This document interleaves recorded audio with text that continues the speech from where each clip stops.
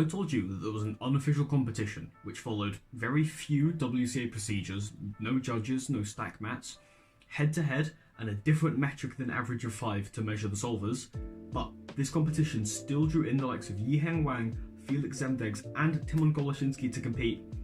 You might think I've gone crazy. If you haven't heard of the SSL or Smartcubing Super League, it's probably because you live outside of China. It's not an easy thing to watch. It's only streamed on Bilibili, the Chinese equivalent to YouTube, and there's no saved VOD. You have to be there at the time. But as far as unknown unofficial competitions go, this one is the holy grail. It's hosted by GAN and has prize pools of multiple thousand US dollars. It is an incredible event, and I would say it is a better watch as a spectator than US Nationals this year, the Korean World Championships this year, and pretty much any esports event. I don't care. Quake Pro League, worse.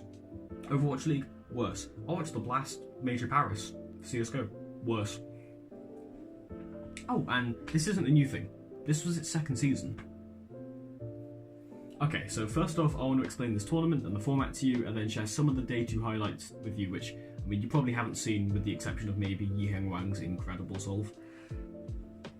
The first thing you'll notice at this tournament is the use of smart cubes and the head-to-head nature of it. While I don't know the exact details of the first day's system, the second day was a double elimination bracket of 8. The matchups themselves are akin to Monkey League. Both solvers do an average of 5 on the same scrambles, and whoever has the fastest average wins one set. The Smartcubing League, which I will refer to as the SSL to save time, runs on best of 3 sets. But I've already gotten something wrong here. The SSL doesn't do an average of 5. They do a BAO5. So, what's that? While a normal average of 5 removes the fastest and slowest times, the BAO5 just removes the 2 slowest times. So, you might now start to realise this competition will have a much faster pace. There's no running process, no scrambling process, the solves happen a lot more frequently, and there's a lot more of them. I mean, it almost seems like this competition is rigged to give competitors more impressive results, and, well, to be honest, I'd agree. The Smart Cube removes the start and stopping times, which decreases the solve time. More solves means more chances to get a good one. BAO5 will always be faster than a normal AO5. So it's very important now to note that the results at this tournament should not be compared to WCA results. They cannot equate. This tournament was not made to be even with the WCA. It was made with the sole intent to create as much spectacle as possible and be a brilliant spectator event, and that it does. I think this competition is an awesome eyepiece, but also a testament to how far smart cubing technology has to go if we want to keep running something like this.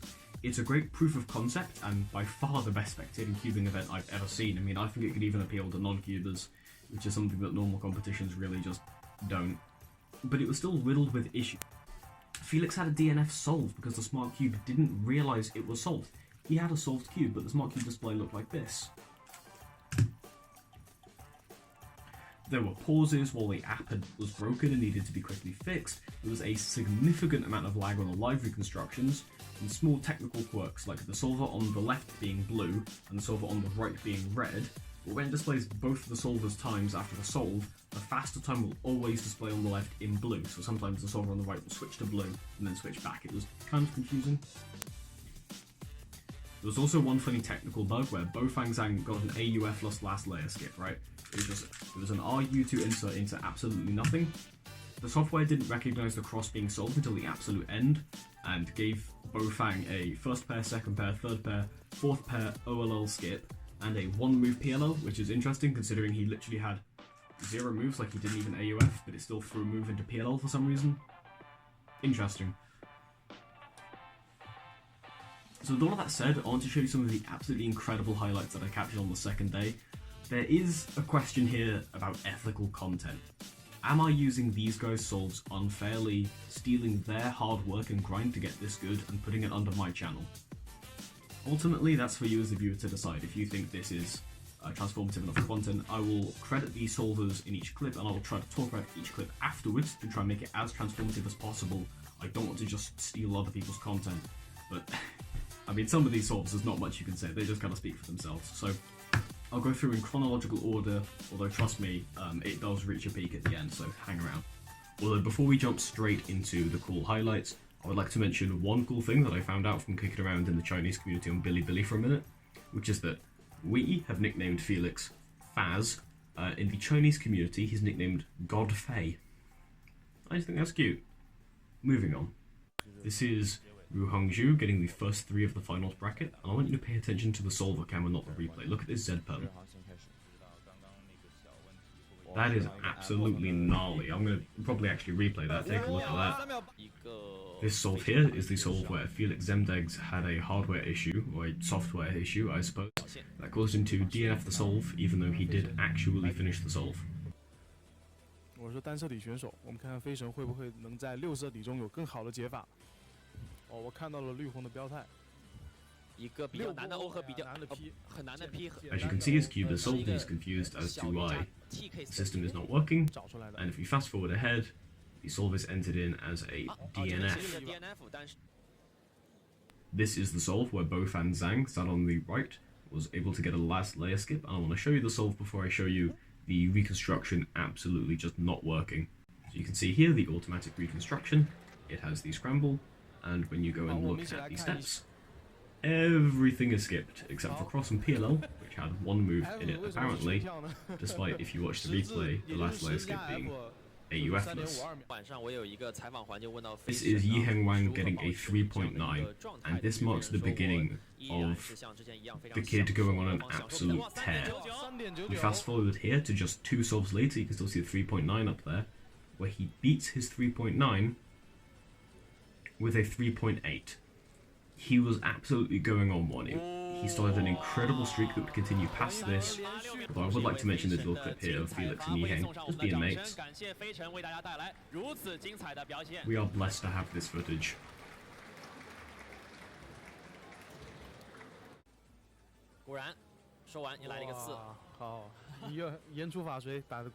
Yang's tear would continue in this matchup, where he would drop yet another 3. And as you'll notice here, the 3s are getting faster. 3.9, 3.8, 3.6. He's on a tear and he's only improving. Now we enter the final 3 with an upper bracket and a lower bracket. The upper bracket currently consists of Zhu Ruheng and Timon Kolashinsky. The loser of this matchup will go into the lower bracket to fight Yiheng Wang. The winner of the lower bracket match with Yiheng Wang and whoever lost this will go into the finals with whoever won this matchup. Basically, whoever wins this goes straight to the finals, and whoever loses this has to fight Yiheng for a spot in the finals.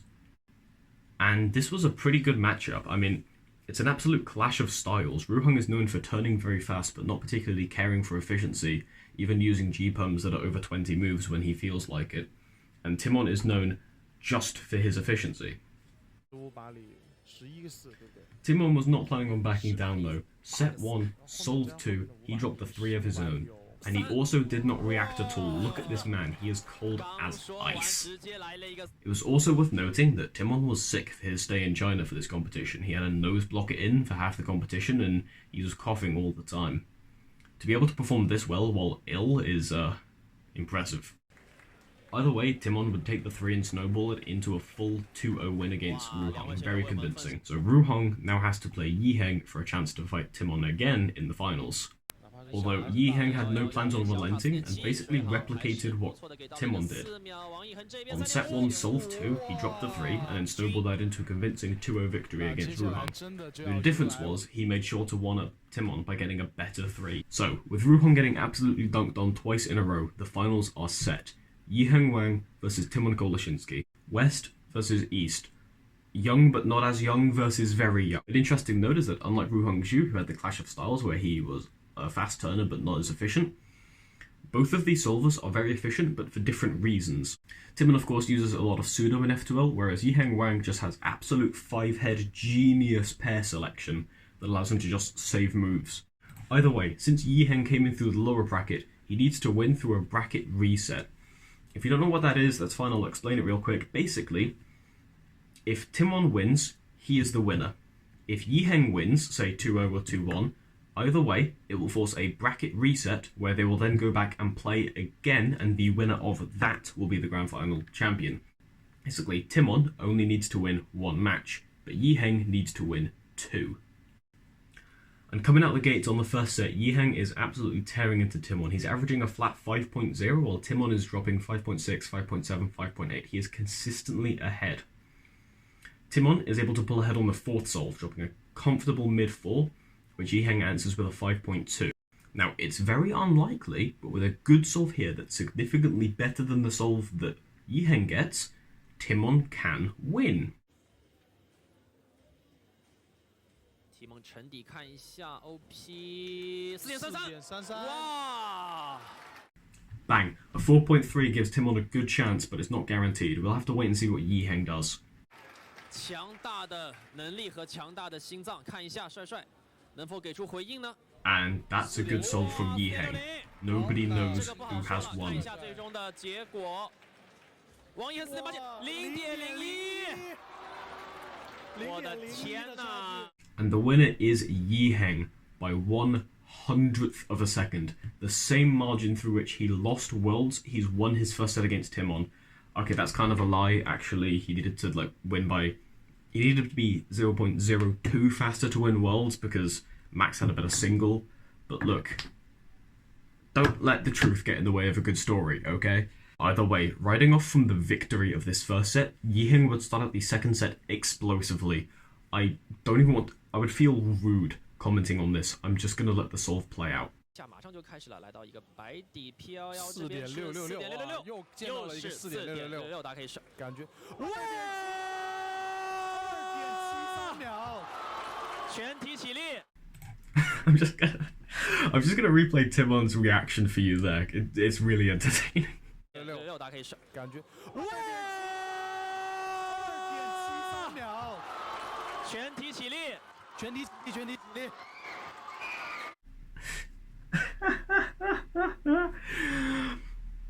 This was incredible to watch live, and I felt incredible because I was the first person to get footage out about this, so I was putting it on the r/cubers Discord server to re-recon for my video. Yes! But it's worth noting, wow, a sub-3 in a competition-esque setting. General consensus is that Smartcube saves about half a second, so this would be a 3.2 in competition. This would be world record 2. It would not beat Max Park's world record single.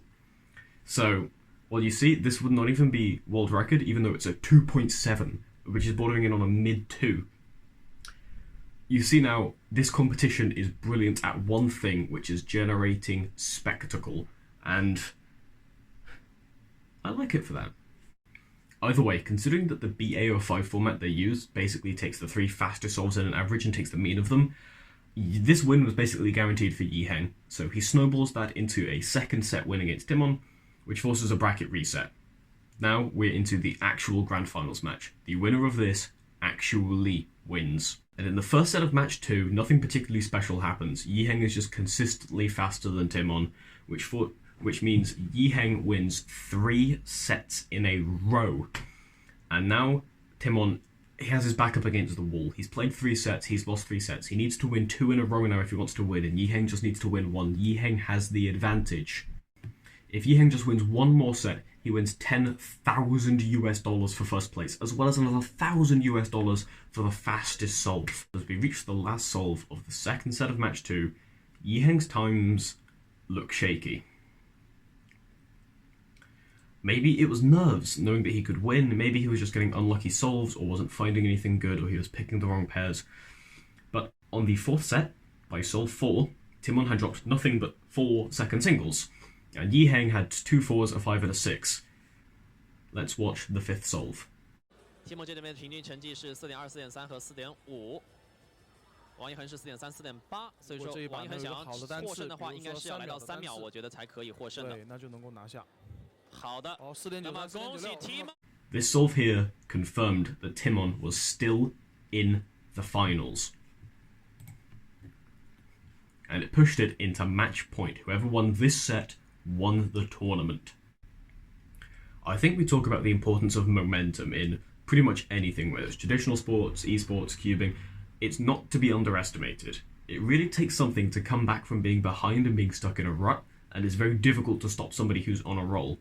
So while at this point, with Timon winning his first set, Yiheng was still the favourite, it was a big swing in terms of the potential that Timon had to win.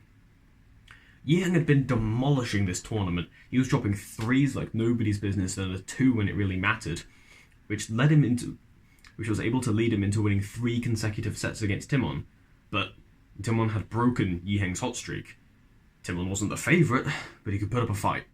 So I want to fast forward you now to the 4th solve of the 3rd set of the 2nd match. Timon started out with 2 4s, which Yiheng had met with 2 5s. Timon then had an awful choke and got a 7.7, but Yiheng choked harder and got a 7.9. With just 2 solves left in the tournament, it's still possible for Yiheng to win. He just needs some great solves. And here we see an interesting strategy. Timon does not complete the scramble immediately. He covers the cube with his hands and waits for Yiheng to finish. He now knows what's ahead. Yiheng laid down a 6.7 and it's almost guaranteed that Timon can win. The only way Yiheng would win this is if Timon chokes 2 solves in a row and Yiheng gets a crazy 5th solve. 做下去了哦，这把应该是4。哇！天哪 ，Timon 已经难以置信自己的发挥。Timon knows that he's won. The 5th solve is now a formality. Unless something ludicrous happens, unless Yiheng drops a 1, Timon has completely won this. And Yiheng now has puffy eyes. So the 5th solve is a formality, but let's go ahead and watch it anyway, because it is still the moment. 个4秒，所以他的成绩将会来到 sub 4.5。蓝色底看一下，王一恒4.6，顶住了压力，给出了一个4.6的好成绩。但是 Yep, Timon gets a mid-7, but it doesn't matter because the 3 4s that he got were more than enough to carry his average. And very impressively, despite actively crying, Yiheng was still able to get a 4.6 through the tears. That is just genuine talent right there. And yes, Yiheng did cry when he lost, and yes, there's been a lot of negative sentiment in the community about Yiheng being pressured to succeed, about his mother being cruel, but that's all just speculation. I want to take a moment here at the end of the video to mention that every single child that lost in the finals bracket cried. It was not just Yiheng, and believe me, most of the competitors were children. Off the top of my head, the only ones I can think that weren't were Tuan Donomond, Felix Zemdegs, and Timon. Look, these children are on the biggest stage of their life, competing for the biggest prize of their life, and they lost. And they are literally just children. Of course they're gonna cry. Have you ever been to a kids' sports league? Even when they're not playing at a high level, they still tend to cry when they lose. And yes, Yiheng did cry the hardest, but he lost the most.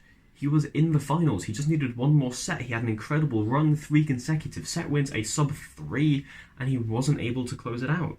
That's what he lost. I don't want anyone to use Yiheng's tears after the finals as ammunition to spew out mean things about him or his mother. You're better than that. Seriously.